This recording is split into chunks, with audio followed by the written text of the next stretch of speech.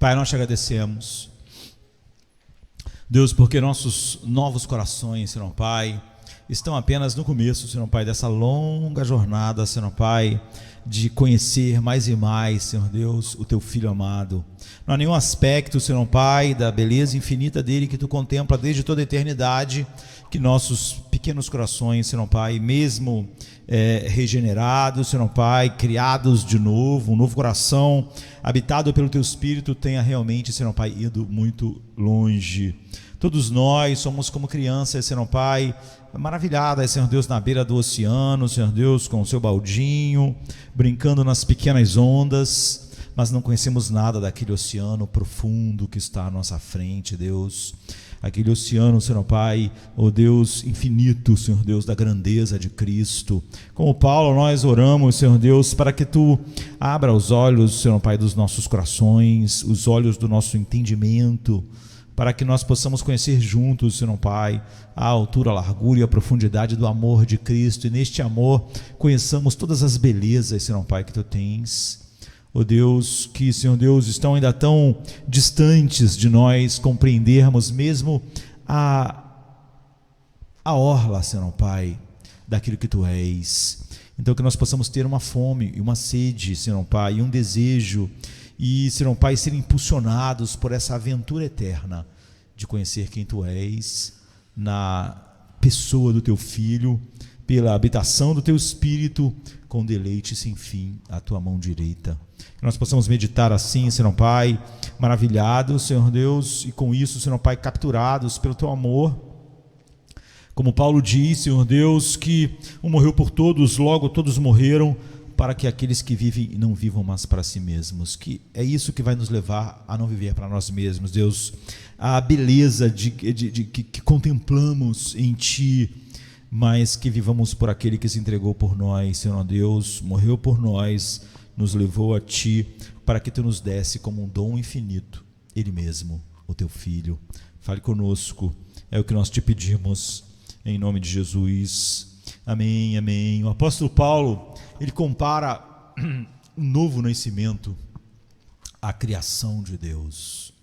Ele diz que o Deus deste mundo, ele cegou os olhos dos incrédulos, para não verem a luz da glória de Deus na face de Cristo. E são cegos, estão na escuridão, estão em trevas.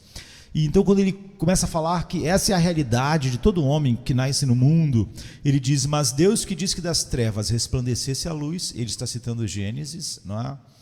Disse aos nossos corações, falou também aos nossos corações para que a luz brilhasse. E quando Deus falou, a escuridão nada pôde fazer, né?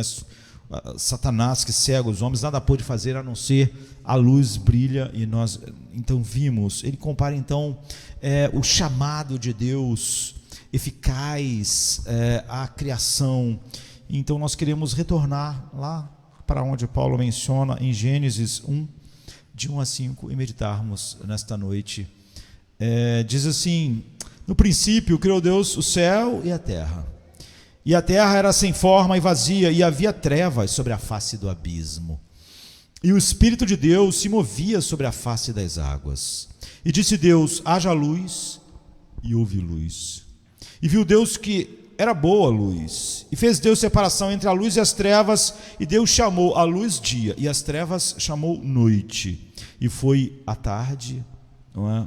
Ou a noite, e amanhã o primeiro dia. Este, sem dúvida, é o relato literal, não é? E preciso do trabalho de Deus em criar o mundo. É isso que Paulo está citando lá. Deus, que disse que das trevas brilhasse a luz, Ele mesmo brilhou em nossos corações. Então, mas a primeira criação não vai ser o nosso assunto hoje. Podia ser, não é? E seria maravilhoso olharmos para a primeira criação. Mas como nós começamos lá em 2 Coríntios, nós preferimos direcionar as suas mentes para a segunda criação de Deus. Aqui Paulo está mencionando, ao mencionar Gênesis, Deus que diz que das trevas resplandecesse a luz. Todo homem que é salvo pela graça é uma nova criação. É o que a Bíblia diz. Por exemplo, em 2 Coríntios 5,17 diz: assim que se alguém está em Cristo, é uma nova criatura. Essa é uma tradução. literalmente é uma nova criação.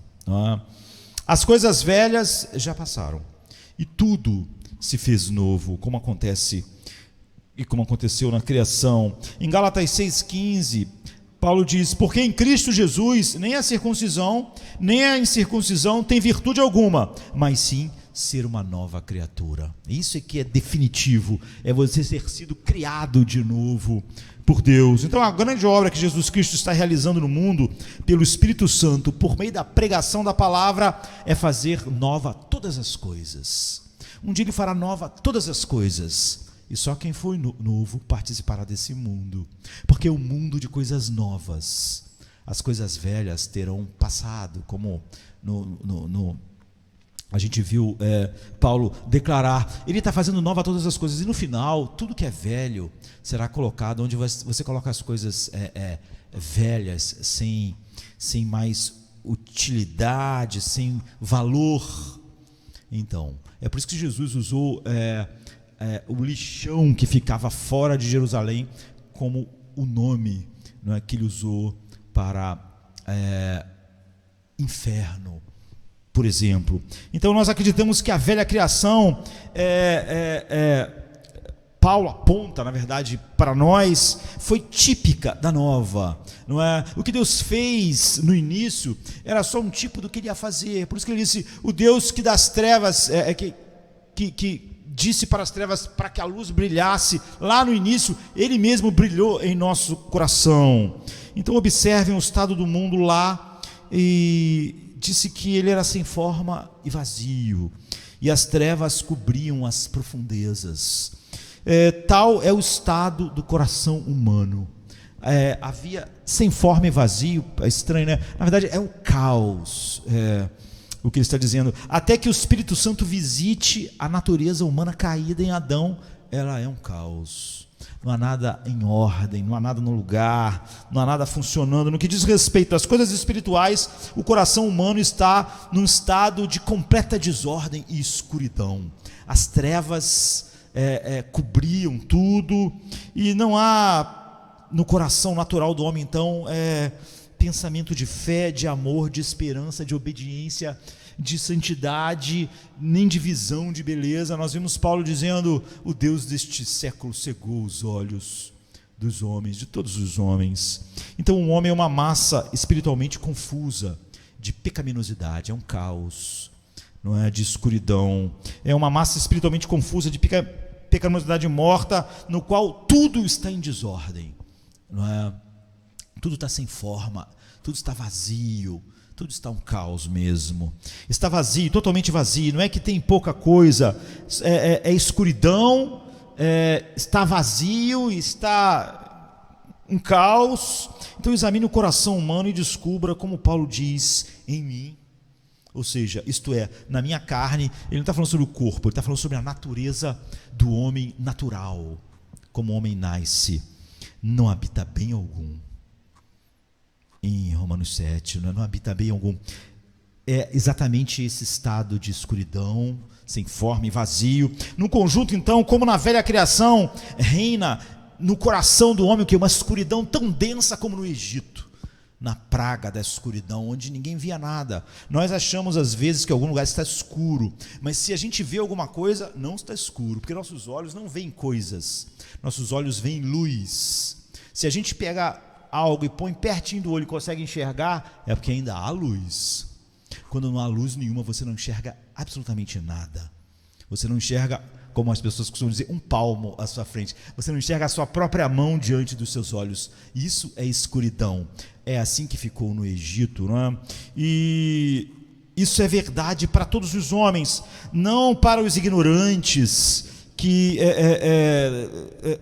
estão no lugar mais baixo de conhecimento. Isso é verdade para todos os homens fora de Deus, quer sejam mendigos ou reis, não é? Quer sejam ignorantes ou grandes filósofos. As trevas cobrem tudo na alma, na mente, nos desejos. Então, em todo o mundo, seja entre reis e estadistas, não há ninguém que tenha uma centelha de luz espiritual. As trevas pairam sobre a face do abismo da nossa natureza. Não é que alguns têm um pouquinho de luz, outros têm não há, está reinando a escuridão. O Deus desse século cegou, o mundo jaz no maligno. E o que é a verdadeira luz que ilumina todo homem que vem ao mundo? A Bíblia diz a respeito de Jesus: só há luz na luz que veio ao mundo. Escuro, escuro, escuro. Toda a humanidade está na mais completa escuridão, é o que está sendo dito para nós, e nós podemos perceber, já que nós fazemos parte, nascemos como homens naturais neste mundo. Então ele habita na escuridão do pecado e deve perecer ali. Cada homem está na escuridão e deve perecer na escuridão. Ele é uma criatura da escuridão, e ele não está na escuridão só externamente. Você vê que nós estamos falando sobre a escuridão dentro. A luz veio ao mundo, e o mundo não amou a luz, porque o mundo amou as trevas. Então, o mesmo poder divino que disse lá no passado: haja luz, é que concede, só ele, luz espiritual. Então, 2 Coríntios 4:6 diz: porque Deus, que disse que das trevas resplandecesse a luz, é quem resplandeceu em nossos corações para a iluminação do conhecimento da glória de Deus na face de Cristo. Então você observa que a primeira ação divina em conexão com a formação e a modelagem do mundo foi essa: o Espírito de Deus se moveu sobre a face do abismo. E a obra secreta do Espírito Santo no coração do homem, ela começa exatamente assim, não é? Nós não podemos dizer precisamente quando ou como, não é? Porque Jesus disse assim sobre essa obra para Nicodemos: o vento sopra onde quer, e você ouve o seu som, mas não pode dizer de onde vem, nem para onde vai. Assim é todo aquele que é nascido do Espírito Santo. É uma obra soberana, misteriosa, como o Espírito pairando sobre a face do abismo, aqui em Gênesis. Então, no coração dos escolhidos de Deus, esse Espírito atua misteriosamente, silenciosamente, como ele fez na criação, mas de forma eficaz. Não é? A expressão traduzida "se movia sobre a face do abismo" transmite a ideia original de um pássaro cobrindo, chocando o seu ninho, ou pairando, né? Então o Espírito Santo misteriosamente vivifica o coração morto e excita emoções que não existiam, anseios, desejos, visão, como diz a visão da glória de Deus na face de Cristo, afeições, desejos novos, ódios novos, deleites novos, repulsas novas. Ele cria tudo isso. Pode ser que alguns de vocês, ou alguém que está nos ouvindo, né, estejam sentindo suas operações hoje. Talvez alguns ainda não tenham recebido a luz divina, mas há uma obra do Espírito de Deus acontecendo. Você não está confortável, você ainda não viu a luz da glória de Deus, mas você talvez seja como Paulo, que Jesus disse para Paulo: Paulo, duro para ti é recalcitrar contra os aguilhões. Quer dizer, o Espírito Santo estava fazendo algo. O Espírito Santo Deus não tinha dito, não houve o fiat de Deus dizendo haja luz para Paulo, mas o Espírito estava pairando. Paulo estava incomodado, Paulo estava lutando contra aquilo que estava pairando sobre ele. Então você não está confortável em seu estado perdido atual, não é? Isso, você luta contra os aguilhões, você está descontente em ser o que é, você deseja a maravilhosa luz de Deus. Quando isso acontece, é porque Deus está iniciando o que ele vai fazer no homem, embora ele ainda não tenha feito. Então nós queremos olhar 5 coisas aqui nesse texto de Gênesis. E ao considerar o texto, nós notaremos em primeiro lugar o decreto divino. Disse Deus: haja luz, e houve luz. O próprio Senhor não precisa da luz para capacitá-lo para discernir as criaturas. Nós precisamos da luz para discernir a nós mesmos e aos outros, não é? Nós, como eu disse, os nossos olhos não emitem luz, eles precisam de luz para enxergar, eles não têm capacidade realmente de enxergar, eles não são autossuficientes para enxergar. Tire a luz e ele é inútil, mas não Deus. Não é? Há um hino famoso, antigo, que diz: escuridão e luz concordam diante de ti. Grande Deus, elas são iguais para ti. Porque a Bíblia diz isso, que para Deus não há diferença entre luz e escuridão. Ele não precisa de algo fora dele para discernir perfeitamente todas as coisas. Ele olhou para a escuridão e decidiu que iria transformar aquele caos informe no mundo adorável. Pense em todas as coisas, às vezes tocada pelo pecado que o mundo é, tanto o universo quanto o nosso pequeno planeta, cheio de beleza e sem fim. Então, tudo era caos e escuridão. E quando Deus decidiu que não seria assim, todas as coisas que você vê do universo e nosso planeta um dia existiram somente na mente de Deus. Do pequeno átomo, do pequeno animal, da pequena vida unicelular, aos grandes animais, as grandes montanhas, as grandes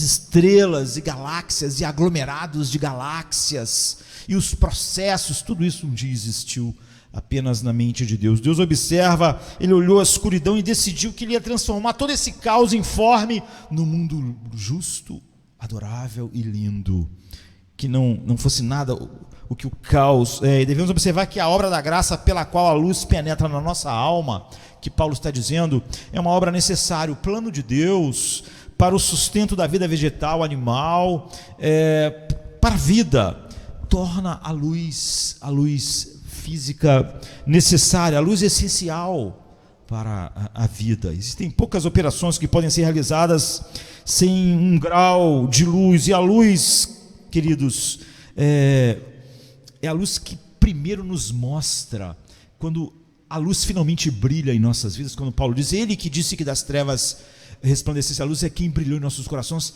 A primeira coisa que a luz faz, os primeiros sinais da luz, não em nosso coração, é que ela nos mostra o estado da nossa perdição. Nós não sabíamos nada a respeito disso. Nós que éramos trevas não sabíamos que éramos trevas. É como se você fosse horrível na escuridão, mas você não sabe. Você precisa de luz. Você precisa de luz para que seus olhos funcionem. Você precisa olhar num espelho para você ver. Você mesmo não se conhece. Quando a luz brilha, quando Deus diz a um coração soberanamente, haja luz, a primeira coisa é que a luz mostra nosso estado de perdido. É por isso que imediatamente começa a produzir em nós arrependimento, contrição, horror, né? Achamos que somos justos, que tudo está bem com nossas almas, nos comparamos às outras pessoas, não nos achamos muito piores, achamos até, porque nós temos a capacidade terrível de, é óbvio, pegar os nossos melhores aspectos e comparar com os piores das outras pessoas. Nós não pegamos os nossos piores aspectos para comparar com o melhor dos outros, senão nós vamos nos sentir mal, e nós adoramos nossa autoestima. Então nós pegamos o que nós achamos ser melhor em nós e comparamos com o que é pior no que nós achamos nos outros, para pensarmos, eu não sou ruim assim que o homem é, né? Mas quando a luz divina entra, nós descobrimos que nós caímos em Adão, estamos terrivelmente destruídos, alienados de Deus, escravos da corrupção. Descobrimos que nossos melhores atos e intenções não passavam de trapos imundos, quando percebemos, como vimos de manhã, que só a orla da veste de Deus tem glória infinita, que Ele é o santo, e naturalmente pensamos que não somos piores do que os outros, porque fazemos essas comparações, e achamos até que as nossas coisas são tão pequenas, perto de tudo que tem no mundo, que até merecemos ser perdoados. É por isso que nós achamos às vezes que o perdão de Deus não é grande coisa, muitas pessoas, ou até acham que outra pessoa, só porque ela ama, merecia ser perdoada por Deus. É porque a pessoa está na escuridão ainda. Mas quando a luz entra, a excessiva pecaminosidade é descoberta. É por isso que essas declarações, como a do apóstolo Paulo, não são mórbidas, são só de alguém que tem muita luz, porque em mim, em minha natureza, não habita bem nenhum. Isso não é porque ele está na escuridão, você vê, é porque ele está diante da luz agora, ele está enxergando. Paulo era um homem que se considerava muito justo, ele disse que segundo a lei, ele excedeu todos, ele se achava o máximo, até ele sair da escuridão. Então ele descobriu que ele não havia nada bom nele. É um contraste. Então essa dor e angústia são necessários para nos levar a agarrar a Cristo. Essa é a obra do Espírito Santo primeira, quando Deus diz haja luz. É por isso que Paulo diz que em mim não habita bem algum, miserável homem que sou, quem me livrará do corpo desta morte? Não há nada bom. Ele está vendo, ele está na luz. E a primeira coisa que a luz causa é essa contrição, esse horror diante da realidade. E ele então grita: miserável homem que sou, quem me livrará do corpo desta morte? E ele mesmo responde: graças a Deus, por Jesus Cristo. Nenhum homem conhece a Cristo até que a luz de Deus brilhe na cruz. Porque o homem vê primeiro esse horror, então ele vê todo esse horror jogado sobre o Filho de Deus, real, culpa real, ira real. E você pode olhar uma imagem de Cristo, você pode ficar emocionado com a paixão de Cristo de Mel Gibson, mas isso não muda você.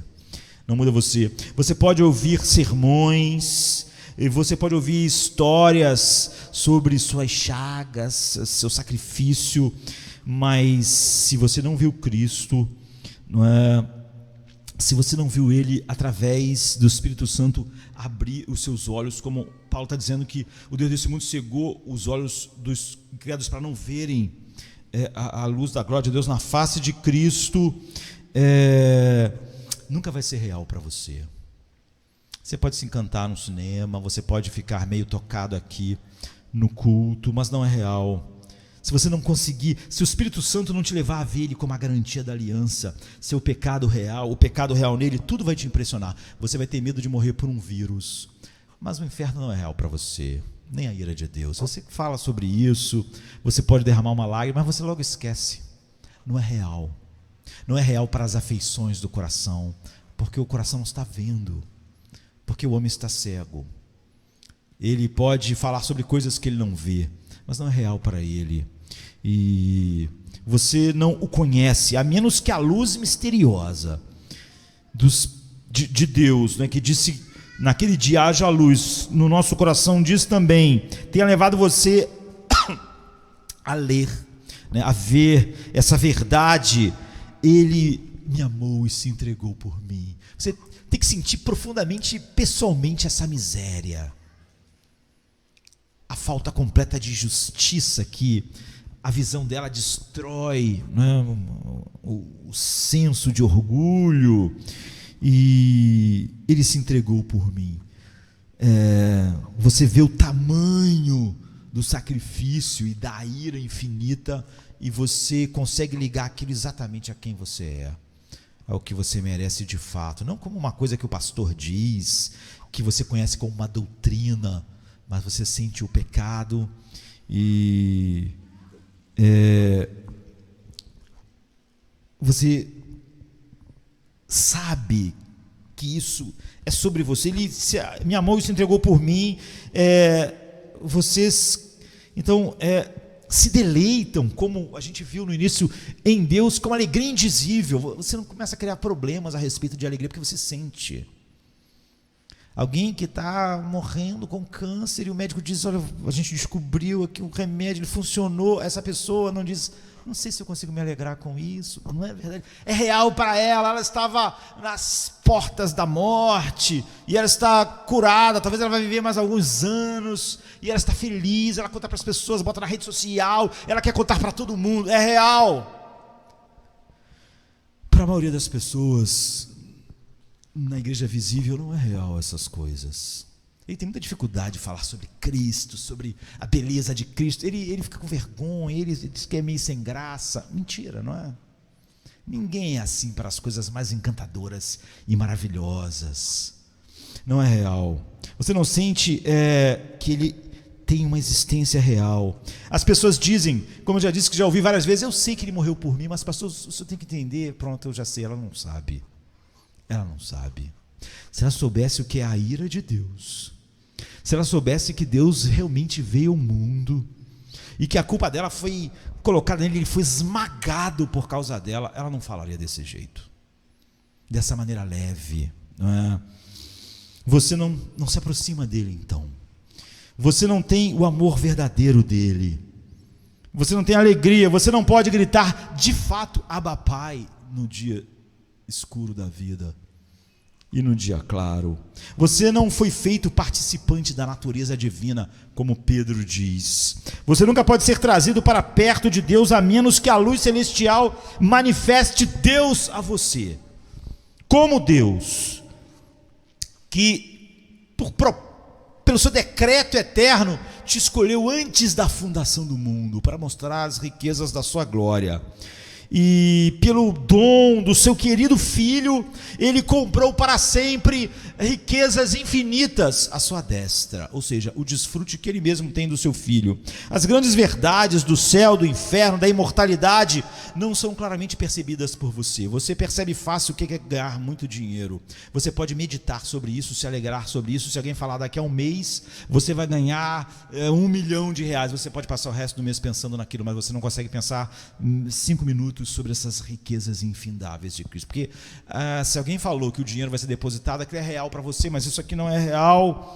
Então isso não é percebido. Nenhuma dessas coisas que eu estou falando é percebido até que a luz brilhe. Dinheiro é real, saúde é real, céu não é real, sexo é real, inferno não é real. Sem esperança de glória e sem temor verdadeiro, você os recebe, mas para você é só uma doutrina. A doutrina da expiação, a doutrina da justificação. Você debate sobre a doutrina, você fala sobre a doutrina, mas ainda é só uma doutrina. Não é real. Não há uma luz brilhando que faz você ter contato com a realidade. Mas aquele que traz a vida e a imortalidade, a luz, é Cristo. E sem luz, a Bíblia diz, vida e imortalidade são meros nomes. Não são coisas reais. Você vê que Paulo diz assim, essas coisas são tribulações leves e momentâneas perto da glória. Era tão real, mas ele estava recebendo chicotada. A chicotada é real, mas para ele a glória também era real. Ele estava na luz. Então, amados, se nós pudéssemos salvar os homens pela aplicação de gotas, de imergir as pessoas na água, ou igual hoje de manhã, dando-lhe um pedacinho de pão e vinho para comer e beber, se nós fôssemos tão tolos a ponto de acreditar que as almas podem ser afetadas por substâncias físicas, se nós fôssemos tolos para pensar que hoje de manhã aquele pão e aquele cálice fez realmente um coração natural ficar impactado com o sacrifício do Deus eterno, que os corações dos homens poderiam ser renovados por alguma obediência externa, que a gente falasse para eles, não precisaria de luz. Todo ser humano natural pode comer aquele pãozinho, beber aquele cálice, entrar naquelas águas e entender as doutrinas que eu estou falando. Nós não precisaríamos de luz, mas a nossa é uma verdade, essa verdade é uma verdade que apela para o ser interior do ser humano, que é tão real para ele que age sobre a sua vontade, move o coração e move as suas afeições. E aqui, nada do que a gente faz pode trazer luz para as pessoas, não é? Enquanto elas estiverem em trevas espirituais. Nós vimos como Isaías, Deus disse, você vai falar e eles não vão ver, você vai falar e eles não vão ouvir, para que se arrependam e sejam salvos. Não há nada que nós possamos fazer para alguém ver essas realidades. Elas devem ter luz ou elas vão morrer nas trevas. Não há nada que o Josemar possa falar que possa tirá-las dessa situação. Elas vão sempre dizer, pastor, eu sei disso, mas o problema, não há nada que eu possa falar. Os meus conselhos, sessões de aconselhamento não vão fazer ela ver. Pois olhar para Jesus é a forma de receber o Evangelho.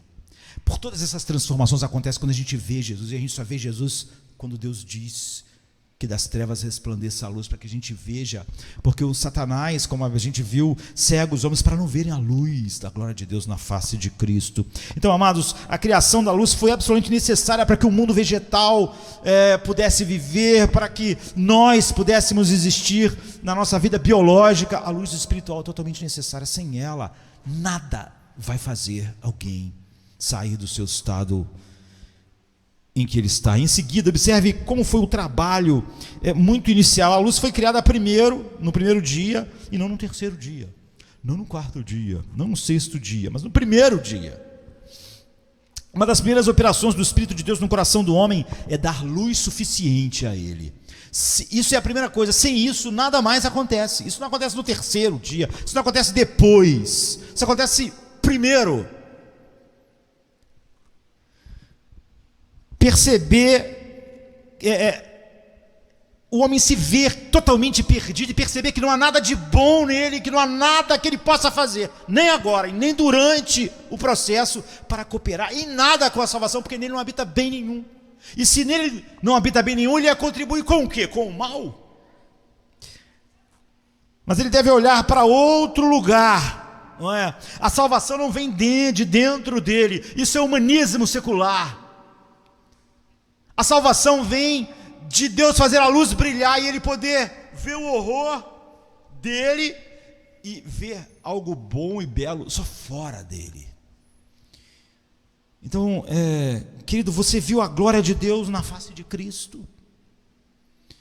Você está descansando nele? Você viu que ele é um Salvador suficiente, belo, completo, e que você não é nada? Você consegue perceber quando qualquer coisa é humanismo secular, porque está dizendo que você é algo e pode fazer algo pela sua própria alma? Você está descansando nas realizações, como Paulo diz, não tendo nenhuma justiça que provém da lei, mas só aquela que vem de Jesus Cristo. Você tem luz suficiente para olhar para ele, ser salvo, deixando todas as suas jactâncias anteriores. A Bíblia diz: olhai para ele e sejam salvos. Mas como se não tiver luz? Tem que haver luz. Quando nós olhamos para Cristo, todas as jactâncias, em tudo que nós nos orgulhávamos, acaba. Paulo diz: longe de mim esteja me gloriar em qualquer coisa, a não ser na cruz de Cristo. Esse é um homem que viu. Ele sabe que não há nenhum lugar que ele possa olhar na vida dele, ou neste mundo, que ele possa se apoiar, se gloriar. E é uma das primeiras obras. Essa não é a obra que vem no terceiro dia, quarto dia. Isso é o início, isso é entrar no reino de Deus. É uma das primeiras obras da graça divina. Eu digo para mostrar a você que você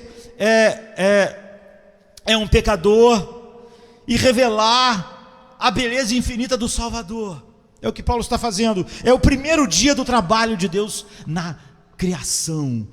Aquele que diz que das trevas resplandece a luz, ele resplandeceu. Então a primeira coisa que acontece quando ele resplandece: eu não tenho direito de acreditar que eu sou uma nova criatura, a menos que tenha recebido luz suficiente para conhecer esses dois grandes fatos. Eu estou totalmente perdido em Adão, em mim não habita bem nenhum, mas eu sou salvo totalmente, completamente, somente por aquilo que Cristo fez. E isso gera em mim um impacto tão grande que o amor dele me constrange.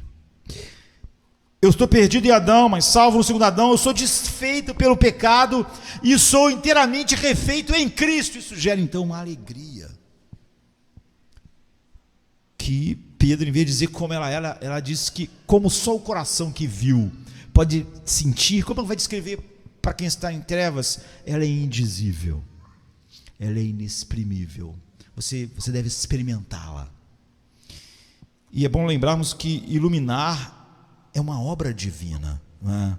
Deus disse: haja luz, e houve luz.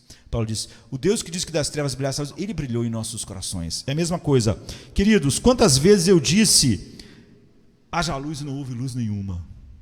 Um monte de vezes. Esses olhos, né, os meus olhos, muitas vezes choraram por almas não iluminadas, tanto em Jardim da Luz, quanto, enfim, as pessoas que passaram na minha vida, na minha família, meus amigos. Mas minhas lágrimas, por mais brilhantes que possam ter sido, não puderam dar a eles um feixe de luz sequer. Quantas vezes eu dobrei meus joelhos e orei e chorei pela conversão de homens, e embora a oração tenha um poder imenso quando ela se junta, né? Quando ela une o homem a Deus no seu propósito eterno, ela não teve nenhum. Porque nossas orações pelos outros não podem fazer nada por eles, a não ser que o próprio Deus diga: haja luz.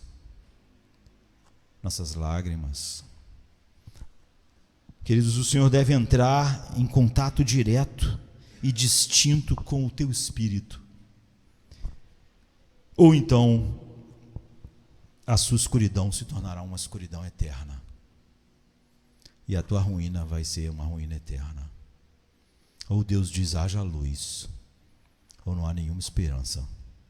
Não importa se eu chore em oração, de joelhos, por alguém, ou não. Fale sobre o livre-arbítrio que você quiser falar, sobre a sua habilidade de criatura para fazer algo. Infelizmente, nenhuma criatura poderá fazer nada por você, e isso inclui você mesmo. E acreditar que uma criatura pode fazer algo por você só mostra a escuridão que ainda reina. Eles irão mergulhá-lo cada vez mais, a criatura em si mesmo vai mergulhar cada vez mais na escuridão das trevas. É por isso que Paulo diz: eles estão se corrompendo pelas concupiscências do engano. Não tem ninguém saindo das trevas, um homem e o mundo está mergulhando nas trevas. Mas na luz de Deus você nunca pode vir, e nunca virá, nunca desejará vir, a menos que aquela eterna voz diga: haja luz. Aquele que disse que das trevas resplandecesse a luz, ele mesmo brilhou em nossos corações. Vamos sempre nos lembrar disso ao pregar o Evangelho, e nunca depender do homem, ou apenas da palavra, mas seja essa a nossa oração: ó Deus, faça o seu trabalho, pois só tu pode fazer isso eficazmente. Nós vimos como Isaías ficou chocado quando Deus disse, ele disse tão animado, né? Eis-me aqui, envia-me a mim. Eu vou te enviar, Isaías, e você vai pregar toda a verdade para eles, mas eles não vão ouvir, e eles não vão receber um coração para crer.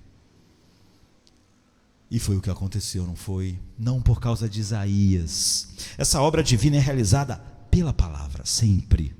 Deus não se sentou, nessa aqui a gente pode usar essa expressão para Deus na eternidade, antes de criar qualquer coisa, mas Deus não se sentou no silêncio solene e criou a luz. Não foi assim não. Ele disse: haja luz, e houve luz. Portanto, a maneira pela qual recebemos a luz flui da palavra de Deus. Sem a pregação do Evangelho, nunca nasce a luz. Paulo diz: o Evangelho, a palavra da cruz é loucura para os gregos, não é um escândalo para os judeus, mas para os que são chamados, para quando Deus diz haja luz, é o poder de Deus e a sabedoria de Deus. A fé vem pelo ouvir, e ouvir a palavra de Deus. O próprio Cristo é a palavra essencial, e a pregação de Cristo é a palavra operativa, como nesta noite. Ele é a palavra essencial. Na verdade, recebemos Cristo quando o poder de Deus vem com a palavra de Deus, e então cria luz em nós, e nós vemos a sua glória na face de Cristo. Daí a necessidade de pregar continuamente a palavra de Deus. Se eu pregar minha própria palavra, nenhuma luz. Só a palavra de Deus diz: haja luz, e a luz. Se eu pregar o humanismo secular, Jardim da Luz pode ter pessoas, as pessoas podem gostar na internet, conversar comigo, ser maravilhoso, mas elas estão indo para o inferno, porque as palavras do Josemar, de Freud, essas palavras não criam luz. Só Deus, só a palavra de Deus pode dizer: haja luz, e houve luz. Deus, que disse que das trevas resplandecesse a luz, é quem brilhou em nossos corações através da palavra, do mesmo Espírito que pairava naquele dia. É inútil. As pessoas dizem assim para mim: você não acha que um pouquinho de humanismo, você não pode usar um pouquinho de psicologia? É inútil. não cria luz. É por isso que Paulo disse: eu me propus nada a saber entre vós, a não ser Cristo e este crucificado, porque só essa palavra, só sobre essa palavra Deus diz: haja luz. E se eu falar isso misturando com qualquer coisa, Deus nunca dirá haja luz. E não importa, mas se você não ajudou alguém, ajude ele a continuar trevas. Essa pessoa está perdida, ela precisa de uma palavra, de um fiat divino. Ela precisa que Deus diga haja luz, e ele não dirá, a não ser sobre a pura palavra que sai da sua boca. É por isso que Paulo disse: eu sou um homem cheio de conhecimento, eu podia falar sobre filosofia, sobre o pensamento humano, mas eu me propus nada a saber entre vós, a não ser Cristo e esse crucificado, porque só isso pode levar Deus a falar a um coração: haja luz. Ao pregar Cristo, a cruz de Cristo, meus irmãos, não escolham nenhum ministério, a não ser aquele que pregue somente a palavra de Deus. Não importa em que cidade do Brasil você more, nunca frequente uma igreja que não pregue somente a palavra de Deus. Não está te fazendo nenhum bem. Não é ideal, mas pelo menos não. Só a palavra de Deus cria luz, e só a palavra de Deus edifica os santos na luz. Melhor pregar um sermão cheio de Cristo do que pregar 1000 sermões onde a cruz não está lá. Não é o centro, é o homem. Não é útil. Você pode pensar: graças a Deus, pelo menos hoje milhares de lugares estão falando do Evangelho. Não estão falando do Evangelho. Se não estão pregando apenas Cristo e este crucificado, não estão falando do Evangelho. É tão útil quanto qualquer culto pagão. O grande imã, a pedra angular de atração do Evangelho é o próprio Cristo. O que está sendo pregado é Cristo. Então nunca haverá do Deus Pai um haja luz. Jesus é o Logos, é a palavra que criou o mundo. Embora a luz fosse conferida em conexão com a operação misteriosa do Espírito Santo, ele pairava, e é ele que faz isso. Jesus fala, fala sobre essa obra misteriosa ao falar com Nicodemos, olha, o Espírito é como o vento, ele sopra onde quer, ninguém sabe de onde ele vem nem para onde ele vai. Embora a luz fosse conferida em conexão com essa operação misteriosa, ela não era auxiliadora. Ela não é auxiliada pela própria escuridão. Você vê, não há nenhum auxílio da escuridão. Há o Logos, que é Cristo, a obra misteriosa do Espírito, ao fiat do Pai. E o que há da escuridão? Não há nada. Como a escuridão, queridos, poderia ajudar a se tornar luz? O que a escuridão cooperou naquele momento? Ela teve que dar lugar à luz. As trevas não ajudam. O homem é trevas. Ele não ajuda em nada na sua salvação. Como as trevas poderiam cooperar com Deus? O que as trevas fazem quando a luz chega? Ela vai embora. Ela não tem como ajudar, ela não tem como acrescentar. As trevas naquele momento não ajudaram Deus.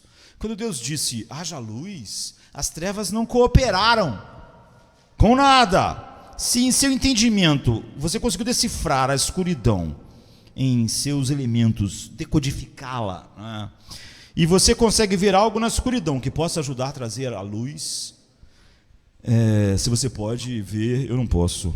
Olhe para a sua própria natureza caída. Há algo nela que poderia ajudar a grande obra de salvação. Você poderia nessa noite levantar-se e falar para Jesus: Jesus, tem uma coisa faltando na sua obra que eu vou completar. Eu vou podar um pouquinho das minhas trevas para a tua luz. Eu estou trazendo aqui um pouquinho das minhas trevas, porque eu acho que minhas trevas vai dar uma clareada na sua luz. Não é ridículo? Então, o poder que salva um pecador não é o poder do homem, e não tem nada a ver com o homem entra com as trevas. Naquele dia primevo, lá em Gênesis, as trevas não cooperaram com nada, ela só era isso mesmo, era trevas. E Deus disse: haja luz. O poder do homem deve morrer, tem que se afastar, tem que ser tirado. Não é que ele não coopere, pois o seu único uso é para destacar sua inimizade contra Deus. A mente do homem é inimizade contra Deus. Todo o poder do homem, se ele tivesse algum, é contra Deus. As trevas não podem em nada cooperar com a luz. Ela é o oposto da luz. Você não pode extrair de qualquer quantidade de escuridão um pouquinho de luz. Você não tem, como eu disse, nossos olhos não produzem luz, né? Ele precisa de luz que vem de fora. Você não pode, num lugar muito escuro, tentar pegar um pouquinho de escuridão para tentar ajudar a criar um pouquinho de luz. Isso aí é ridículo, não é? E você não pode extrair de qualquer quantidade do homem natural.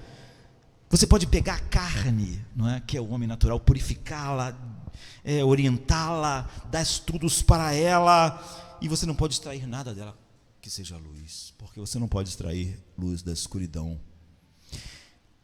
Você deve nascer de novo. Como nós vimos Paulo dizer em Gálatas, não é a circuncisão e a circuncisão, o que importa é ser uma nova criação. Não pense que os cristãos são feitos pela educação, eles são feitos pela criação. Não pense que cristãos foram feitos pelo nosso ensino. Você pode enfeitar um defunto com flores, vesti-lo de linho, dar banho, botar perfume, mas não há nenhuma centelha de vida. Ele está tão morto quanto se estivesse sem tomar banho, maquiado e bonitinho. A regeneração não é da vontade humana, nem do sangue, nem da carne. Jesus disse para Nicodemos, mas da vontade de Deus. Como essa luz não foi assistida pelas trevas, ela também não foi solicitada. Porque você podia dizer assim, as trevas não podem ajudar, mas elas podem solicitar, pedir. Mas nenhuma voz saiu daquela escuridão. O Espírito de Deus parava sobre a treva do abismo. Não saiu nenhuma voz da escuridão e disse, nos faça luz, mande luz. Não. Oh Deus, nos ilumine. Não houve gritos de oração, nenhuma nota de desejo. Só Deus e a escuridão. Tudo ia depender se ele queria ou não que houvesse luz. Porque a escuridão não pede nada a Deus. E Deus disse, haja luz. E houve luz. Entende? A primeira obra da graça no coração não começa com o desejo do homem de querer alguma coisa, mas com Deus implantando um desejo lá. Queridos, se você desejar ser verdadeiramente como Cristo, se incomodar da sua vida não honrar Deus de verdade, então isso é o Espírito de Deus que está fazendo. Deus nunca responde a algo que o homem começou, porque as trevas, como naquele dia em Gênesis, não podem pedir a Ele que crie, ela é só trevas. Sua escuridão pode ser escuridão, e isso é tudo que pode ser. Sua miséria só pode ser miséria, isso é tudo que pode ser, e para sempre. Deus não precisa fazer nada para você ser escuridão, você é. Ele só precisa deixar você ser o que você é mesmo. Na verdade, se a sua alma anseia pela luz, já há luz. Porque a única maneira de ansiar pela luz é ter se visto na luz, em sua feiura essencial, o que nos faz desejar uma justiça que não existe em nós. Veja então a ruína da natureza humana, sua escravidão, ela é trevas, o homem é trevas, ele não está nas trevas, é trevas, eres trevas, Paulo diz, como todos os outros. E veja então a liberdade da graça. A liberdade de Deus salvar um homem ou não é a mesma daquele dia em que ele estava olhando a escuridão e disse, haja luz. Não houve solicitação da escuridão. O caos e as trevas do abismo não queriam luz. Luz era o fim delas. Vazio, escuro, um caos entregue para ser coberto com escuridão e trevas para sempre. Se Deus não tivesse dito haja luz naquele dia, ou nunca dissesse, então seria trevas até hoje. Era só ele querer ou não querer. Se Deus não falar haja luz, então será trevas para sempre. É por isso que Deus diz: eu fui achado por um povo que não me buscava. Eu fui conhecido por alguém que não era o meu povo. Enquanto o apóstolo Paulo diz, estávamos mortos em nossos delitos e pecados, Ele nos ressuscitou juntamente com Cristo. Poluídos, Ezequiel diz que nós éramos como um bebê deixado em seu sangue, com seu cordão umbilical jogado em algum lugar para morrer. Nada foi solicitado, não é? E a Bíblia diz que ele passou e disse: viva. E todo deve ser rastreado até a graça soberana de Deus. Nada podia dizer, o certo é Deus dizer: haja luz. Não, por que ele tinha que dizer haja luz naquela caos e trevas? Ele precisava? Ele tinha que criar um universo? O Criador precisava do universo? Por que ele tinha que dizer? Tudo depende tão somente da sua livre graça, deste poço sagrado de discriminar e distinguir da graça. Devemos tirar água hoje, como sempre. E nós dizemos: Senhor, eu te louvarei, pois a primeira origem da minha luz fluiu de ti. Como Paulo disse, o Deus que disse que das trevas resplandecesse a luz, resplandeceu em nossos corações. Da mesma forma, não é? Antes de deixarmos esse ponto, deve fazer você observar que essa luz veio instantaneamente. É por isso que Paulo diz: os gregos acham uma loucura, os judeus estão escandalizados, mas para os que são chamados é o poder de Deus. Quando Deus disse haja luz, o hebraico diz isso, até que o português, até melhor do que as outras línguas, captura bem o hebraico. Ele disse: haja luz, e houve. Você vê, não teve intervalos, não houve lutas. Essa é a voz de Deus. Aqui a gente observa que o trabalho da luz espiritual é instantâneo. Não importa qual processo você possa passar, ou o que você pode concluir depois ao olhar, que foi preparatório para você chegar na luz. Isso é aquele pairar do Espírito. Paulo diz: ele foi escolhido lá no ventre da sua mãe. Toda a sua vida foi preparatória para aquele momento, mas ele estava nas trevas. Existe tal processo em que o Espírito Santo está fazendo algo, não é? Está pairando, está colocando aguilhões contra a qual Paulo está lutando, mas não há um fiat. Um homem é salvo num instante, ele é salvo num momento, ele vai da morte para a vida, ele é ressuscitado, não é um processo. Saulo de Tarso cavalga para Damasco espumando ódio, e Jesus Cristo aparece para ele, e Saulo de Tarso torna-se o Paulo que nós conhecemos, o humilde seguidor de Jesus. Em todas as conversões, embora pareçam graduais para alguns, não é?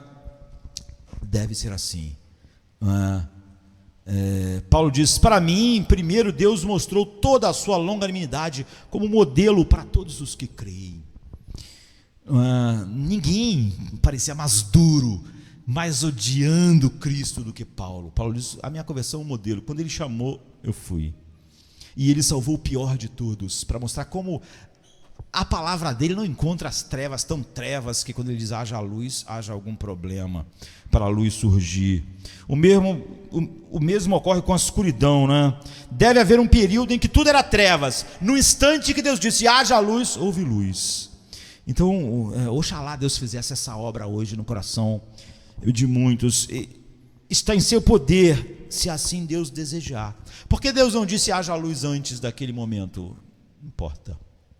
Quando ele diz, então deixe eu apenas falar, haja luz, e não importa quão escura seja a mente de um pecador e quanto de inimizade. Por isso Paulo é esse modelo. Se o decreto divino, o fiat divino flui, haja luz, então é irresistível.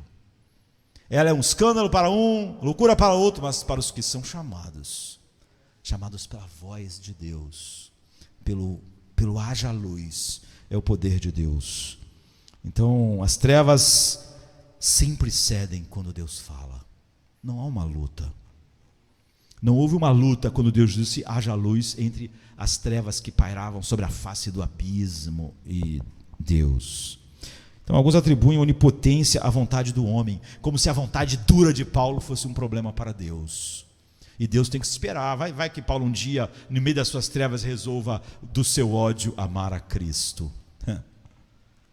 Amado, o homem tem poder para resistir os movimentos comuns do Espírito, não é? Mas não o seu chamado eficaz. O Espírito podia pairar durante muito tempo sobre as trevas do abismo. Muito tempo, muito tempo. Ou para sempre. Mas quando Deus disse, haja luz, houve luz. As trevas podiam estar ali e o Espírito pairando sobre ela. Muito tempo. Na vida de Paulo foram décadas, não é? Pairando. Mas quando Deus disse, haja luz, houve luz. Terei misericórdia de quem eu quiser ter misericórdia. E terei compaixão de quem eu tiver compaixão. Essa é a reivindicação do fiat de Deus. Quão glorioso é Deus quando nós pensamos em Deus assim. Eu não poderia adorar um Deus que dissesse, haja luz e continuasse tudo em trevas. Por que não funcionou, gente? O que aconteceu? Ele falou que haja luz, mas há trevas, com seu livre-arbítrio terrível, resolveu continuar no lugar e Deus teve que ir para outro lugar, porque vai fazer o quê? Continua tudo escuro. Muitos cristãos acreditam nisso, porque não são de verdade homens guiados pela palavra de Deus. Então vamos para o segundo ponto. O segundo ponto é a observação divina. A gente lê assim no versículo 4, e Deus viu a luz, viu que a luz era boa. Engraçado isso, não é? Deus viu, Deus não vê tudo? Lógico que sim. Ele vê todas as coisas, ele vê todas as mentes, ele vê todos os corações, ele vê as trevas, e as trevas não têm diferença para ele com a luz. Mas Deus viu a luz, ele olhou para ela. A expressão aqui não é que ele viu a luz como ele vê tudo, como Deus onisciente. Ele olhou para ela com satisfação, ele olhou com prazer, ele olhou para ela como algo maravilhoso. E ontem, quando eu estava pensando sobre a satisfação de Deus, ao pensar nessas palavras, Deus viu a luz que Ele tinha acabado de criar com sua voz, e viu que ela era boa, e eu pensei comigo, Senhor, como é especial essa observação. Deus, quando olha para mim, Ele está olhando para a sua luz, Ele está olhando para o que Ele criou, Ele olha para o que Ele faz, através do Logos, através de Cristo, através do pairar do Espírito e do fiat, da sua boca, e Ele gosta, Ele se alegra. Se o Senhor lhe deu luz, querido, não importa se você é ninguém, Ele olha para essa luz como algo bom e Ele se alegra. Ele olha para Paulo e se alegra, ele olha para aquele cristão lá em Corinto, que ninguém sabe quem é, e ninguém vai saber, e ele olha para a luz que ele criou e ele fica feliz. Ele diz, é bom, é maravilhoso, é maravilhosa a luz. E ele vê todas as outras coisas em sua onisciência, toda a escuridão de todos os corações, mas ele vê essa luz em você como sua descendência. Ele olha para a luz em você como algo que é dele, não é? Algo da sua beleza, algo da beleza do seu filho. E ele olha, e é a primeira vez que ele olha para você com satisfação, é quando ele vê a luz dele em você.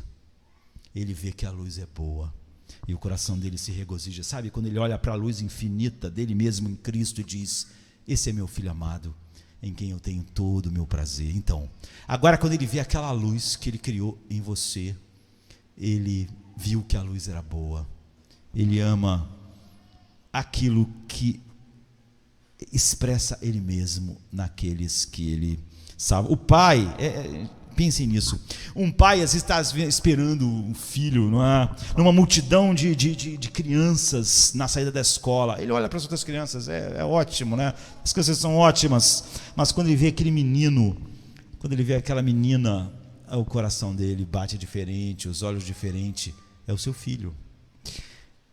Ele observa com cuidado o seu próprio filho no meio todas aquelas crianças, que são crianças,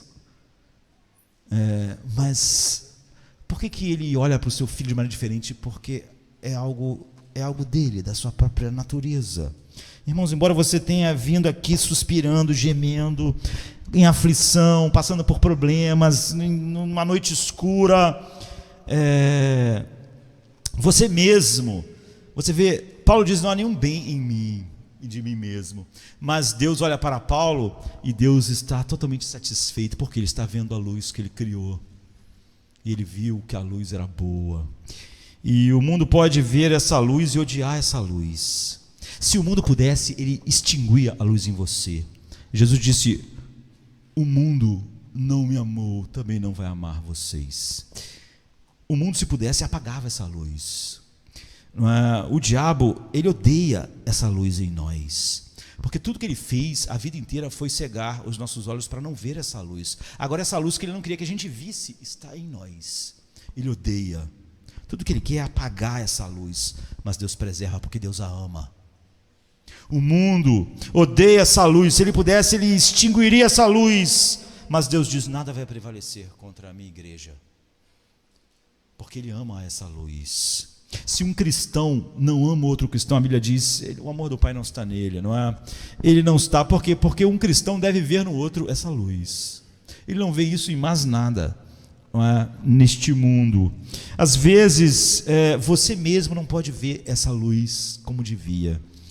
E eu suponho que não é da natureza da luz ver a si mesma num sentido comum, mas Deus vê. Às vezes, eu posso não ver toda a luz da beleza de Cristo em mim, mas isso não importa. A Bíblia diz que Deus viu que a luz era boa. Ele se alegra com a luz que Ele criou. É melhor que Deus veja a graça em mim do que eu mesmo veja a graça em mim. É muito confortável para mim, e eu quero o tempo todo saber que faço parte do povo de Deus e ver as marcas da graça em todos os aspectos em minha vida. Mas ainda assim, esse fato não é o fundamento da minha esperança, o que eu vejo. Pois quer eu saiba, quer eu não saiba, eu ainda estou seguro, porque Deus vê a luz. Deus disse assim no Egito: quando eu passar e ver o sangue, não haverá morte naquela casa. A questão era: Deus vai ver o sangue? Deus vê. Se eu vejo, se eu não vejo, se as pessoas estavam dentro da casa, não estavam vendo, mas isso não importa. O fundamento a Bíblia diz: o Senhor conhece os que são seus. Ele criou a luz, Ele vê a luz e Ele se alegra. Você e eu podemos dizer de uma pessoa: essa pessoa é um cristão incrível, né? Muito provavelmente isso vem da religiosidade externa, né? E o Senhor, tudo que Ele recebe daquela pessoa é como o culto de Caim. Ele não tem nenhum prazer, Ele não vê a luz dele lá. Você pode ver o fariseu orando: Senhor, obrigado, porque eu não sou como os pecadores, eu faço isso, eu estou orando tanto, lendo tanto a Bíblia. Você pensa: a luz. Você pode até se alegrar e pensar: que espiritual. Mas Deus não tem nenhuma alegria, Ele não está vendo a luz dele ali. Ele não criou nenhuma luz naquele lugar. É um lugar desolado. E você pode não ver nada de grandioso no homem, num canto, batendo no peito e dizendo assim: Senhor, sê propício a mim, pecador. E Deus está cheio de alegria olhando para aquele homem. Ele está vendo a luz dele. Eu disse: haja luz naquele coração. Ela está brilhando, a luz da face do meu filho. E ele está cheio de alegria. Viu Deus que a luz era boa. Ele sempre vê aquilo que Ele mesmo faz, a luz dele mesmo, onde Ele põe com alegria. Você pode estar hoje descendo, caindo no pântano do desânimo por causa das aflições, do dia mal, mas a sua alma é sustentada no dia mal, né, por todas as coisas que nós poderíamos falar, como Paulo, por exemplo, fala em Efésios 6. A questão é que em todo lugar que nós estivermos, Deus sempre vai ver a luz que Ele criou em nós. E ele irá discernir entre você e as trevas, entre você e o mundo, e preservá-lo até o dia do Senhor Jesus Cristo. Ele é poderoso para vos guardar de tropeçar. Ele vê a luz dele. Deus nunca está confuso. Esse é meu filho, esse não é. Ele sabe onde ele disse haja luz, e inexoravelmente a luz surgiu. Mas não só isso, ele viu que ela é boa, ele sente satisfação. Amado, é muito agradável para o crente saber que os olhos de Deus nunca se desviam da graça que ele começou.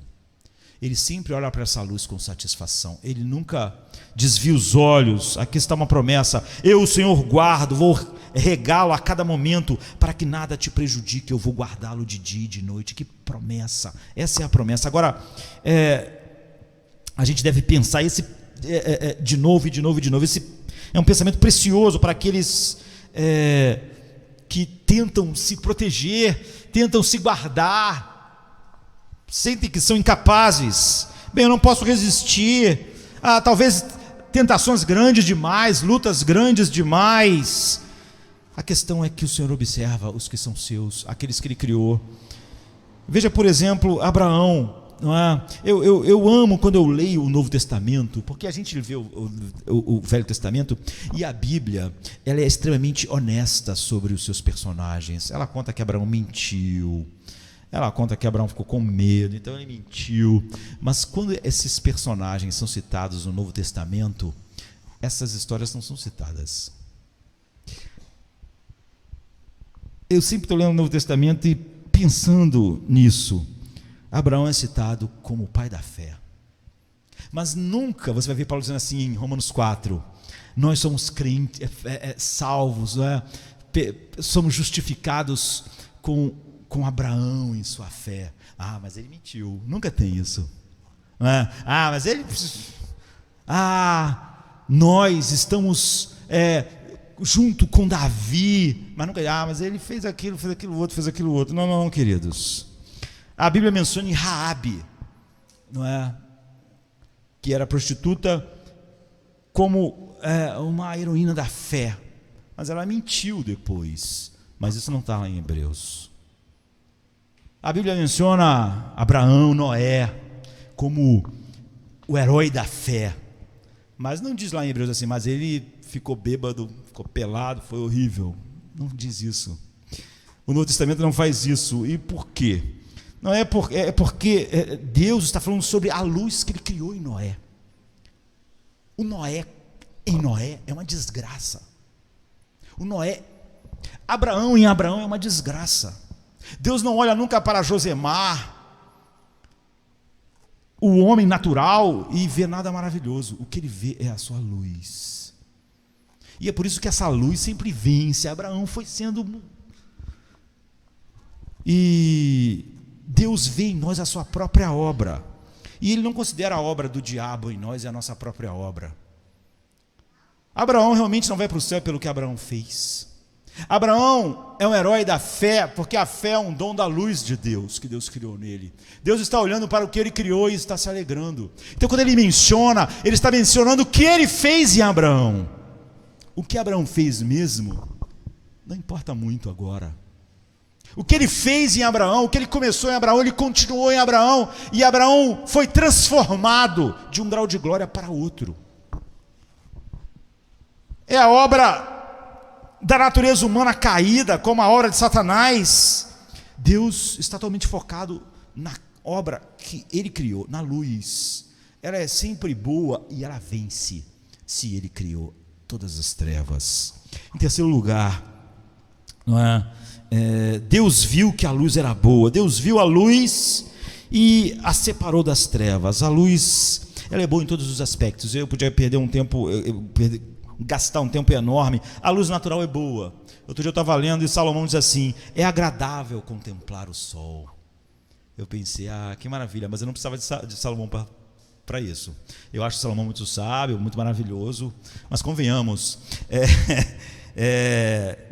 esse ponto, nós não precisávamos ninguém falar para nós que é agradável olhar um mundo à luz do sol, as cores, as belezas. Qualquer pessoa cega pode lhe contar da sua tristeza, e será um grande filósofo para te mostrar a tragédia da escuridão e para você se convencer de que a luz natural é uma coisa boa. Não é? A luz do Evangelho, ela é infinitamente boa. Bem-aventurados os olhos que veem o que vocês veem. Jesus disse, citando Isaías 6, como nós vimos hoje de manhã, porque muitos reis e profetas quiseram ver e não viram. Se a luz natural é boa, querido, se ninguém tem nada de ruim para dizer da luz natural, a luz natural faz eu ver o vermelho, o azul, o rosa, o amarelo, é chato, eu prefiro aquela escuridão. Se a luz natural é boa, se tudo que a gente chama de belo no mundo a gente só pode chamar porque a luz nos mostrou, imagine a luz do Evangelho, a luz da glória de Deus na face de Cristo.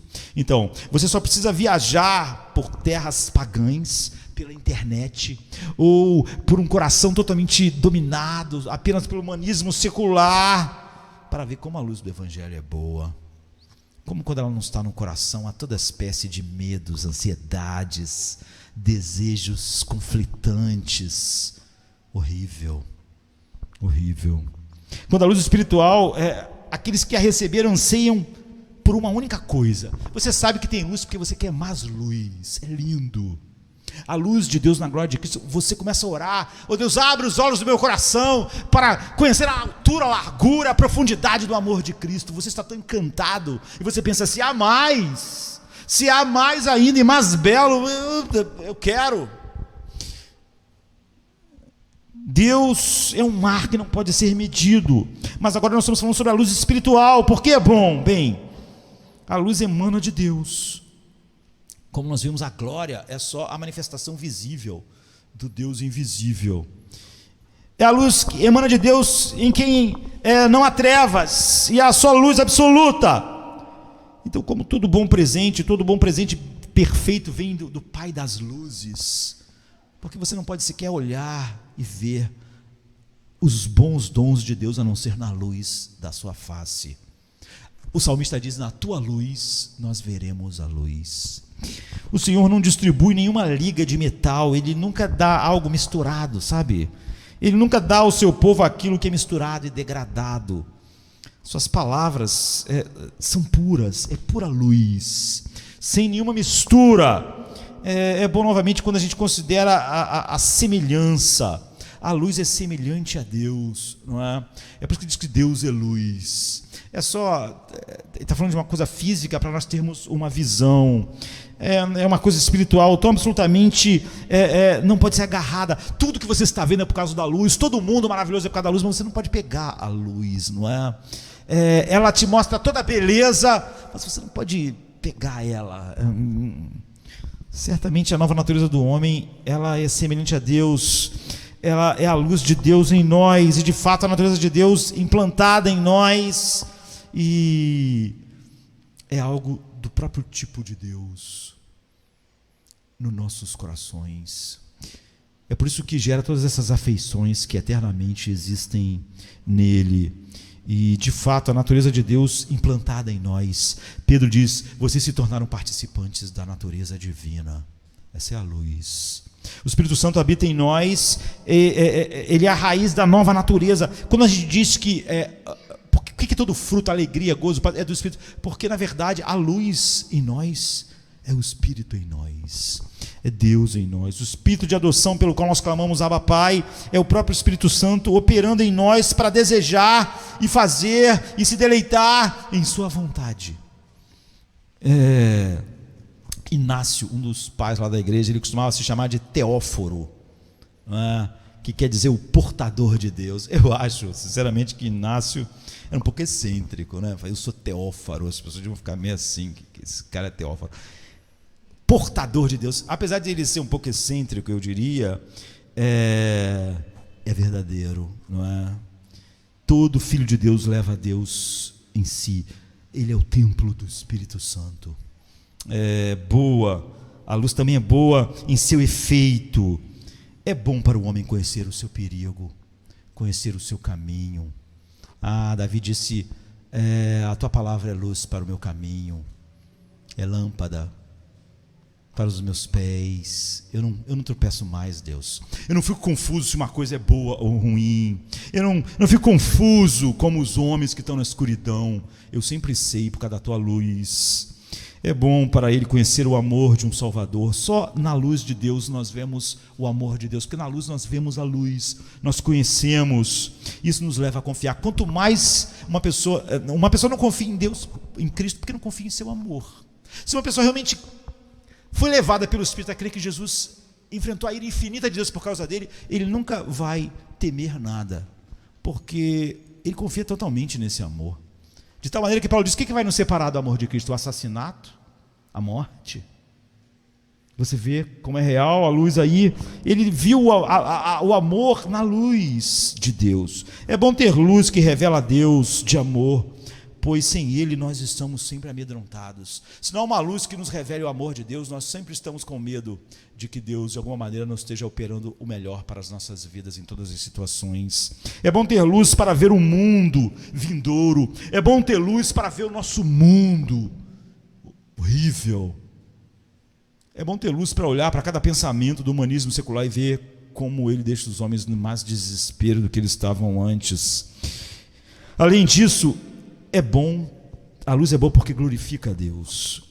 Onde estaria a glória de Deus no universo sem luz, querido? Estou falando do universo externo. Hoje, quando eu li esse texto em Gênesis, eu pensei, vou falar só um pouquinho, isso é sempre difícil. A luz é boa porque só ela pode glorificar a Deus. Pense no universo interno. A Bíblia diz: os céus declaram a glória de Deus. Tudo na criação declara a glória de Deus. Mas só por causa de quê que declara a glória de Deus? Por causa da luz. Sem a luz, nada declara a glória de Deus. Você não olharia para o céu escuro, sem nada, e pensava: os céus declaram a sua glória. O mar, porque você não é tudo escuro. O mar, para declarar a glória de Deus, tem que ter luz. Para você ver o mar e pensar: maravilhoso. Quando Davi está dizendo os céus declaram a glória de Deus, porque ele está vendo a Via Láctea, o braço da Via Láctea, ele está vendo tudo, está dizendo maravilhoso. Você vê, sem a luz, Deus não pode ser glorificado na criação externa, porque a glória de Deus é manifestada na criação externa, na tua contemplação das belezas que a criação manifesta sobre o Criador. Nós, sem luz, não podemos ficar no topo de uma colina e ficarmos maravilhados. Essas obras maravilhosas, sem luz elas não são maravilhosas. Sem luz eu não as vejo. Eu não posso olhar as cores e ver cor nenhuma sem luz. Tudo é maravilhoso, tudo declara a glória de Deus no mundo físico por causa da luz. Certamente, queridos, a luz espiritual traz a glória a Deus. Ele nos nós estamos no pó, mas nós podemos erguer nossos olhos. A luz espiritual nos mostra o nosso vazio, a nossa pobreza, a nossa insignificância, o nosso pecado, mas ela também nos mostra o nosso Salvador, a sua beleza, a sua suficiência, a sua justiça, a sua propiciação. Quanto mais luz na alma, mais gratidão brilha em nossas almas para com Deus. Quanto mais nós sabemos de Cristo, da aliança, da aliança eterna, da cruz, mais nossa alma fica extasiada com o que está vendo, porque na sua luz nós vemos. A luz, deixe-me dizer, a obra de Deus na alma, em comparação com a luz que é boa no sentido mais amplo possível. A nova natureza que Deus colocou em nós nunca peca. Não pode pecar porque é nascida de Deus. O que você diz? Como assim um cristão nunca peca? Não, o cristão peca, mas não com a nova natureza. Esse é o problema do pecado em nós agora, que não é um problema para o homem sem Deus. Quando nós pecamos, nós sabemos: isso não está vindo da nova natureza. Isso está vindo daquele horror da velha natureza. Nós queremos mortificar. Nós odiamos o pecado em nós. Nós sabemos, não vem da luz, vem das trevas. Não vem da luz que Deus criou em mim. Vem das reminiscências do homem natural. E agora nós odiamos o nosso pecado, porque nós sabemos de onde ele vem, e não vem da luz. Porque a nova natureza em nós, ela é a luz de Deus, voltada para Deus, e o ama. Há essa dicotomia. A luz, a nova natureza, ela enxerga aquilo que não é de Deus em nós. É por isso que ela pode mortificar. A luz é sempre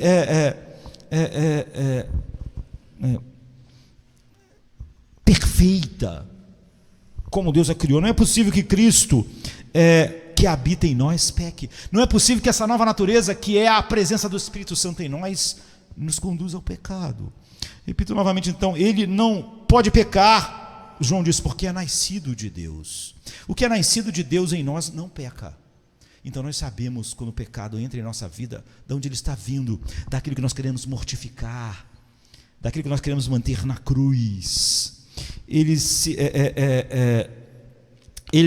mantém os seus filhos, e o maligno não os toca. Todo o pecado que existe no crente vem dos resquícios da corrupção que está acabando. O homem em Cristo está indo de um grau de glória para outro. O pecado que habita nele é estranho para ele agora, não é? Ele é um ser totalmente diferente de um homem não regenerado, sabe? Você não deve supor que um crente terá uma nova vida concedida até que ele chegue no céu. Ele já tem essa nova vida agora. Não vai haver nenhuma mudança em nossa nova vida na eternidade.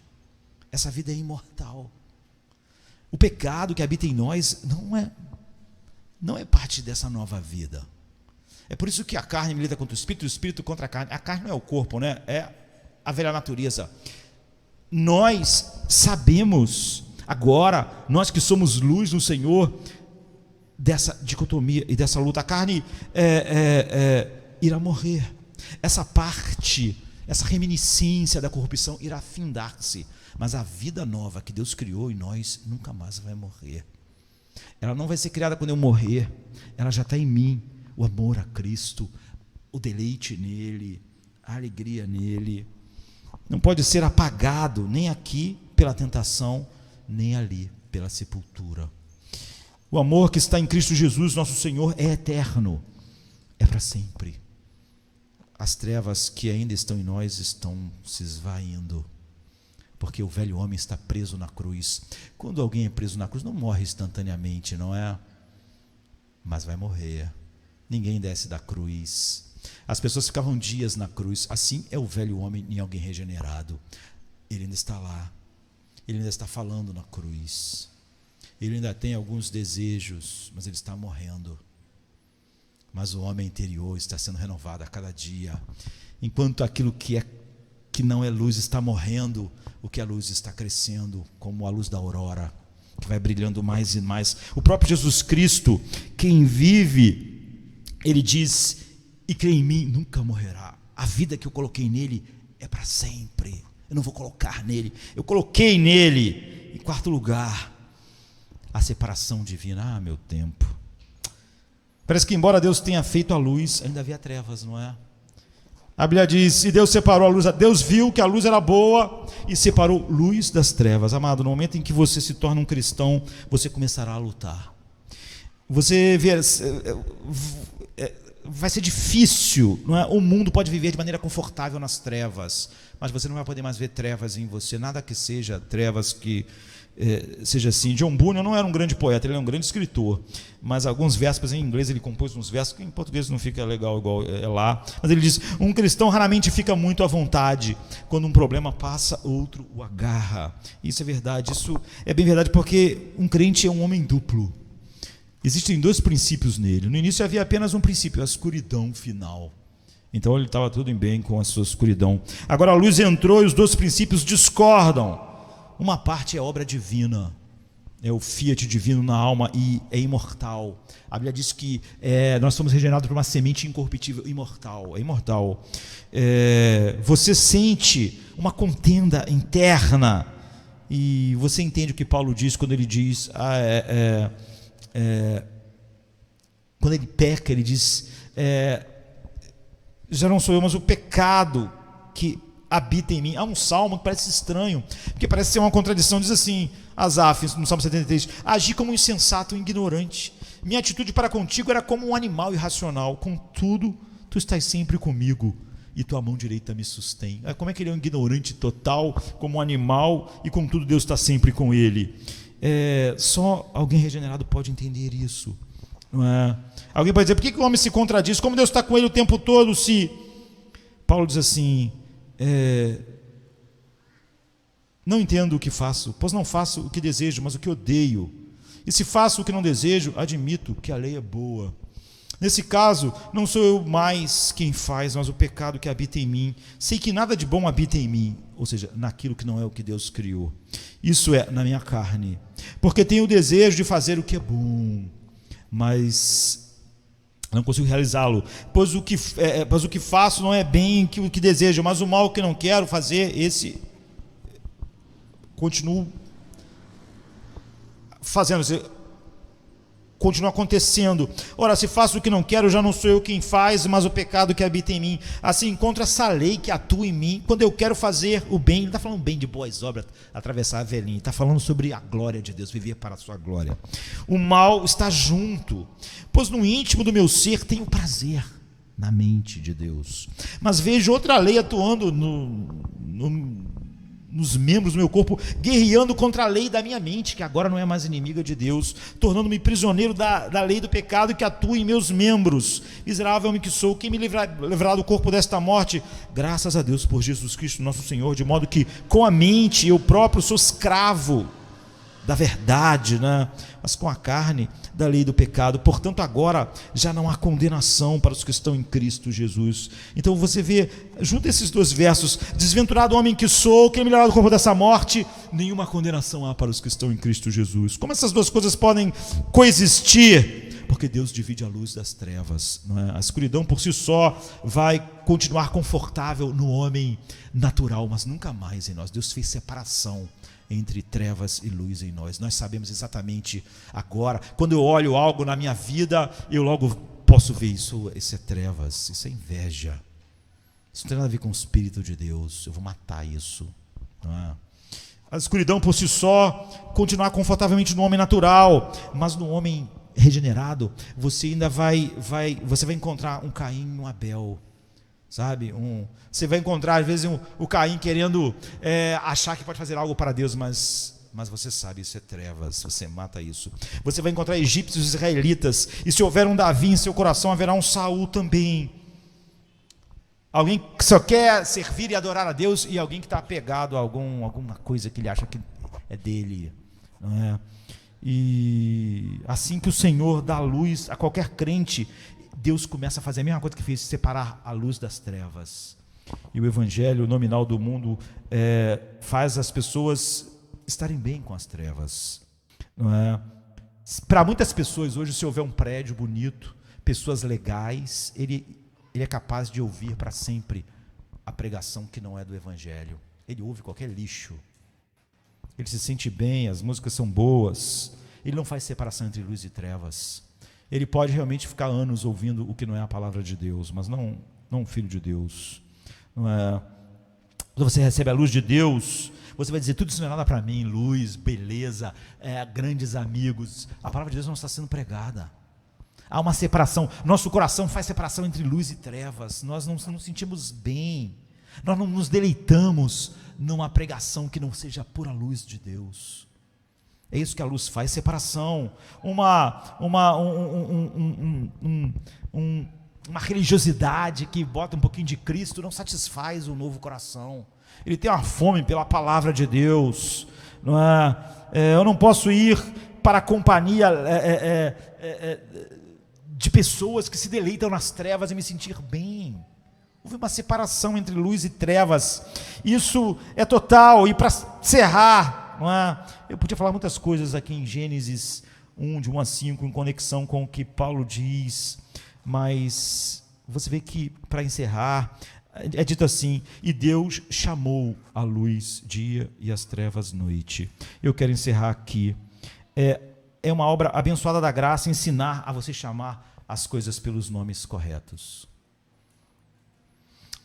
Adão colocou o nome quase em tudo. Deus chamou Adão e Adão ficou olhando para as coisas. Ele não botou o nome assim, igual a gente bota em cachorro. A Bíblia diz que Adão botou o nome nas coisas que tinham a ver com as coisas, com a natureza das coisas. Havia uma sabedoria nisso. Mas Deus não, isso aqui Deus é que chamou. Não é? Deus chamou a luz de dia e as trevas de noite. Não foi Adão, é Deus que diz o que é trevas e o que é luz, o que é dia e o que é noite. E eu vou dizer para você, essa é a característica da luz em nossas vidas. Deus nomeia para o coração que Ele iluminou o que é trevas, o que não é, o que é dia e o que é noite. Pelo que eu concluo que o bem que Deus opera em seu povo deve ser sempre o bem e nunca pode ser descrito como o mal. Quando você diz assim, eu vou fazer isso aqui não é o que Deus diz, mas para me alcançar mais pessoas, isso é diabólico. Deus nunca usa as trevas, chamando ela de luz para alcançar alguma coisa. Por outro lado, aquilo que é escuridão não pode ser luz e não deve ser chamado de outra coisa a não ser de noite. Deus chamou a trevas de noite. Você nunca pode ir lá e dizer, Deus, eu chamo isso de dia. O que Ele chamou de as trevas de noite, Ele dá um nome ao que é trevas e ao que é luz. E só Ele. Então, não importa, não é?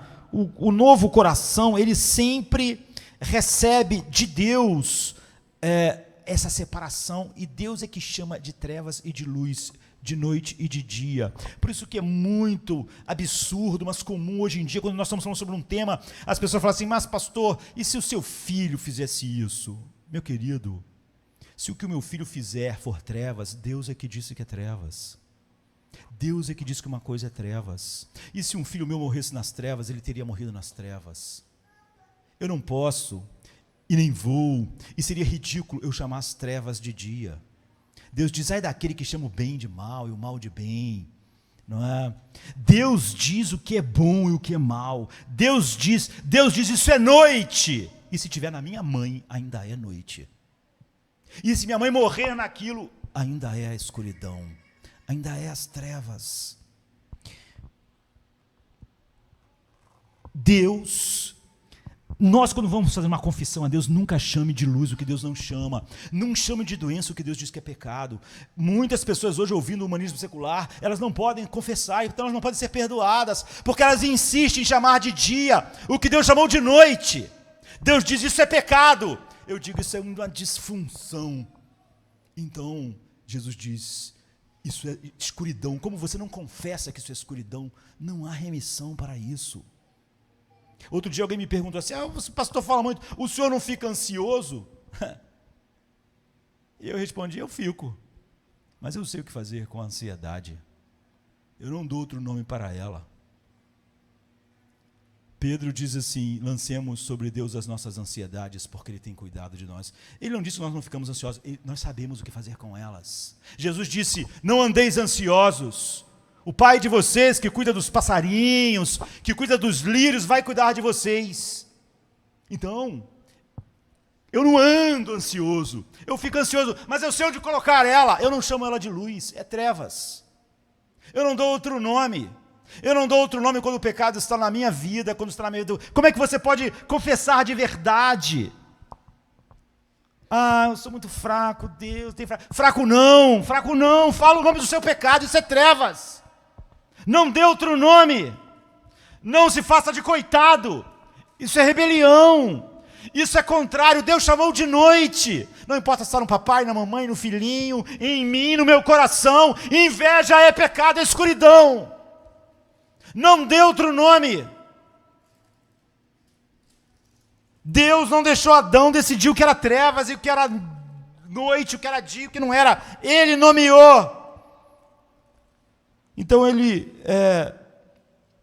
outro dia eu vi alguém dizendo que estava orando com alguém que tinha sido excluído. Alguém lá do passado estava contando a história, de 200 anos atrás. Tinha sido excluído da igreja porque entrou em embriaguez e tal, e estava vivendo uma vida miserável, mas ele já estava assim.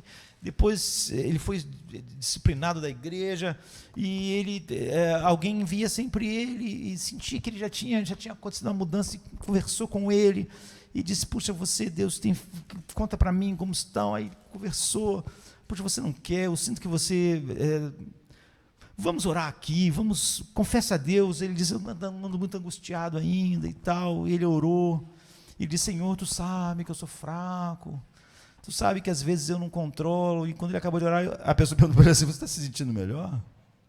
Ele disse, não, esse que é o problema, eu oro, Então, ora direito, fala a verdade para Deus. Chama de trevas. Você orou meia hora, você falou, você não falou nada. Você chamou as suas coisas, eu quase fiquei com o coração partido por sua causa. Você está confessando suas rebeliões. Confessa a Deus, diz a verdade. Deus chamou isso de trevas, não adianta você dar o nome de luz. E é isso, sabe? Portanto, vamos, aonde pudermos, a todas as pessoas e aos nossos próprios corações. Quando você vê trevas, não dê outro nome. Deus fez separação entre a luz e o dia, e à noite Ele chamou trevas. O certo nunca será errado, e o errado nunca será certo. Você nunca vai decidir o que é luz, o que é trevas, o que é dia e o que é noite. Deus faz isso, e se você insistir em chamar a noite de dia, a condenação é justa. Não há nenhum perdão para os pecados de homens que insistem em chamar o bem de mal e o mal de bem. Observe que aqui, eu vou ter que terminar, não é? Há uma coisa engraçada que diz que foi a noite, a tarde e a manhã do primeiro dia. Não é assim que a gente vê as coisas, não é? O lugar, mas é assim que é, na verdade, na nossa história, e foi na criação. Primeiro a noite, e depois veio o dia. E John Bunyan, com seu bendito aforismo, né? Ele diz, é bom que seja assim, porque primeiro veio a noite, depois o dia, e esse dia vai durar para sempre. O sol nunca mais vai se pôr.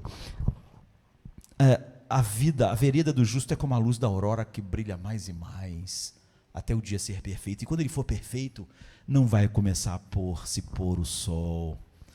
Nunca mais haverá noite, é nesse sentido, né? O esplendor da luz, sem nunca fenecer. O nosso sol nunca mais vai se pôr. Primeiro a noite, depois o dia. E, queridos, ande na luz do Senhor, se você é luz. Ande como filhos da luz, vivam como filhos da luz. Esteja sempre, nós oramos que a luz da sua face brilhe sobre nós, porque isso é a bênção, não é? Busque a Cristo, anseie por ser feito como Ele. Nunca se contente com um pouco de luz. O Filho de Deus está sempre querendo mais da luz de Deus. É isso que evidencia que Ele se tornou luz no Senhor. Andai como filhos da luz. Não é algo que nós fizemos, essa é a obra maravilhosa. Ele te fez de novo. Ele falou, haja luz. Então a luz brilhou. Se você não for criado, as coisas velhas vão passar e você vai passar junto. Deus disse, eis que faço nova todas as coisas, e só quem Ele fez novo vai estar com todas as coisas novas. Se você não foi feito novo, as coisas novas não serão para você. As coisas velhas passaram, e se você sempre for velho e nunca for feito novo, você vai passar com todas as coisas velhas que vão passar. Então, é maravilhoso nós pensarmos em tudo que contém. Nós temos, né, chegamos ao fim. Tudo que contém quando Paulo diz, o Deus que disse que das trevas resplandecesse a luz, é quem resplandeceu em nossos corações para vermos a luz da glória de Deus na face de Cristo. No princípio criou Deus os céus e a terra era sem forma e vazia, e havia trevas sobre a face do abismo, e o Espírito de Deus se movia sobre a face das águas, e disse Deus, haja luz, e houve luz. E viu Deus que era boa a luz, e fez Deus separação entre a luz e as trevas. E Deus chamou a luz dia, e as trevas Ele chamou de noite.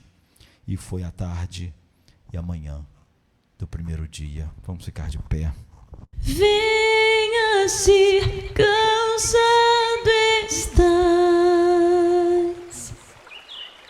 e eu descanso darei.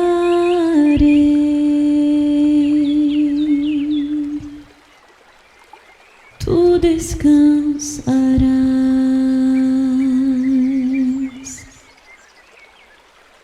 Venha a mim se não tens paz, e eu darei paz, Senhor.